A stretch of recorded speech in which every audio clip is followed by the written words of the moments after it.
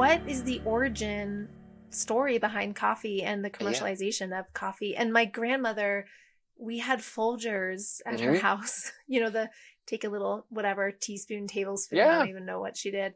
But I'm really curious because my family didn't drink coffee other than Folgers growing up, and um, That's like all it there was was in some sense. I mean, right. Folgers and There's U-Bahn and yeah. Hills Brothers and Maxwell House, right? And so, um, how did it? Okay, so as quickly as I can. So coffee is a wild plant in Ethiopia, and it's a wild plant in Hmm. Ethiopia today. It still grows wild in forests there.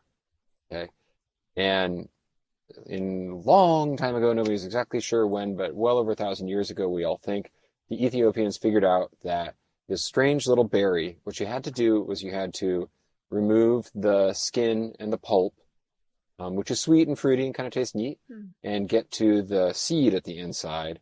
And then you like roasted that seed and you extracted that seed, right? Hmm. And the Ethiopian coffee ceremony is very much alive and well today. And so, if you live someplace where you can see that, it's totally worth doing and experiencing that. And Ethiopia also always kind of knew what they had. And so the story of coffee's propagation and spread in the world is the story of smuggling out of Ethiopia initially. Two Hmm. seeds were smuggled out that are incredibly important. The first country outside of Ethiopia that had it was probably what is currently Yemen. And they've been cultivating coffee for at least 1,000 years there. Makes sense. It's like right across the Red Sea.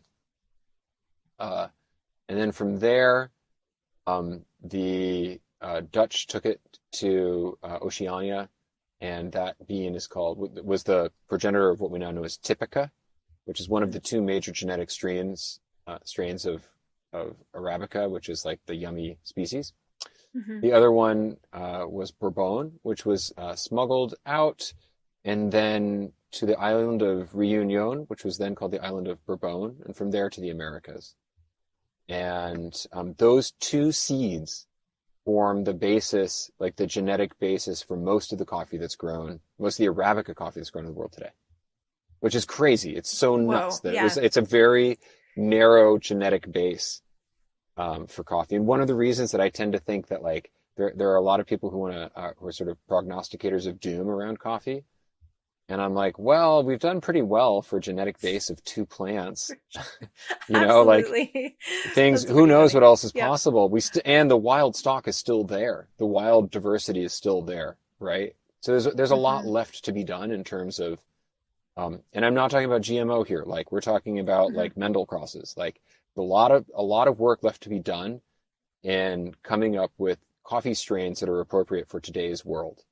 But anyway, you want to know the story of propagation. So it's now, Hmm. it's a story of colonialism for a long time. So land was cleared, a lot of coffee was put in.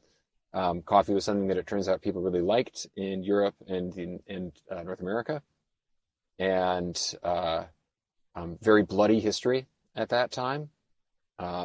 It was frequently powered by slavery, and I think it was always expressly like a colonial system where we were extracting value out of colonies through their coffee.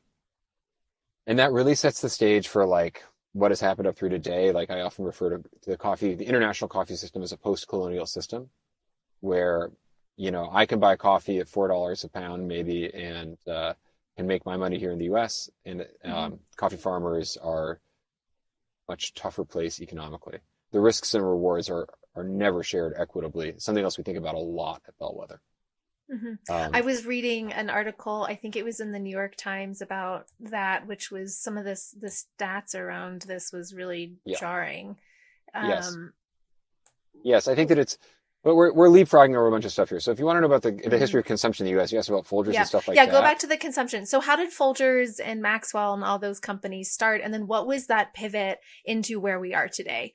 Well, there are a Um, couple of pivots here, and so coffee was very much part of this country, sort of from the beginning. And I'll sort of start with like during the Civil War. There's all this super fascinating material and research that's happened from the Civil War, where both armies in the Civil War ran on coffee.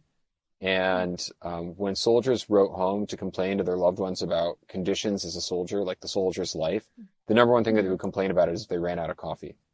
And I think I'm remembering this right. Some rifles had That's coffee funny. grinders It's built not into like their stock. whiskey or it's like Not coffee. whiskey.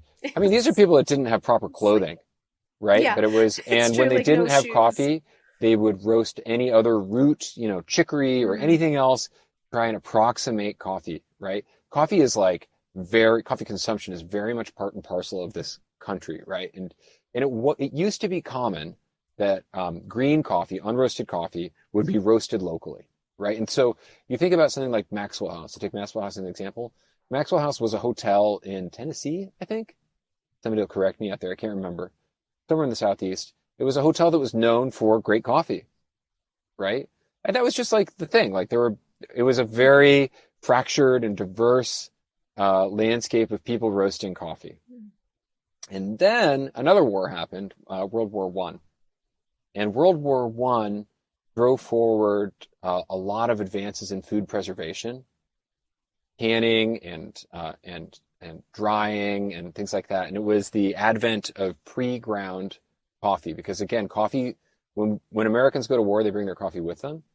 And the idea that you could pre-grind coffee and pack it in a tin allowed for people to have coffee in the trenches.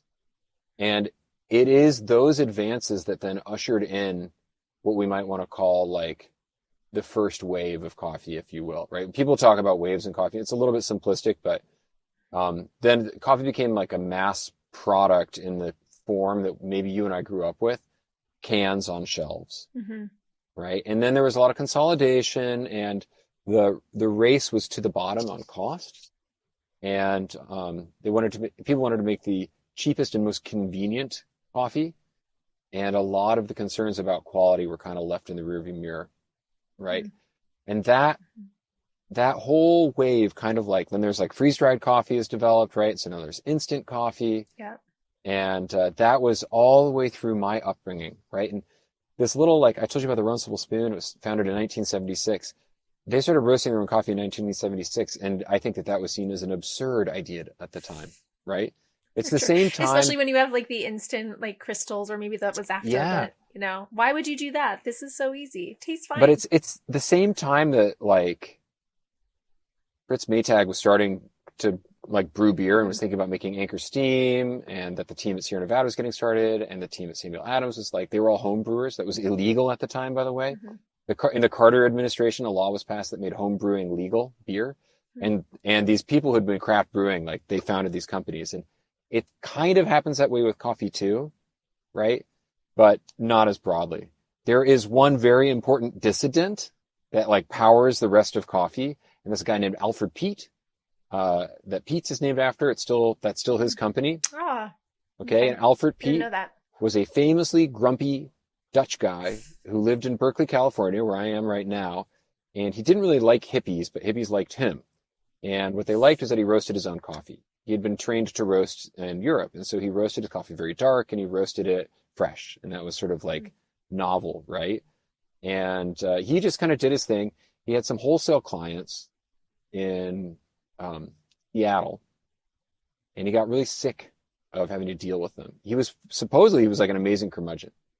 And so he was like, you know what? Let me just teach you how to roast, right? And those were the team for Starbucks. I was like, you're totally going to go there. That's so fascinating. I had no idea of that story. Yeah. And so that's Starbucks, really cool. But you have to remember that like at the time, like the first Pete's, by the way, is here in Berkeley. It's still open. It's not really a tourist trap. You can just go in, and it's like a totally normal corner coffee shop. And the first Starbucks in Seattle, if you go, is like almost a little bit shabby, right? Like they had very humble beginnings.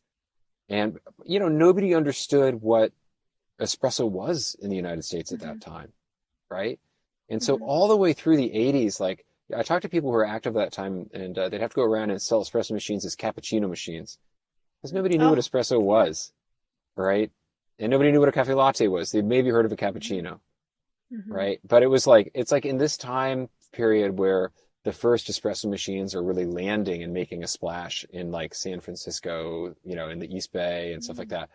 So it's kind of new. And that's the second wave, is the Starbucks wave, if you will.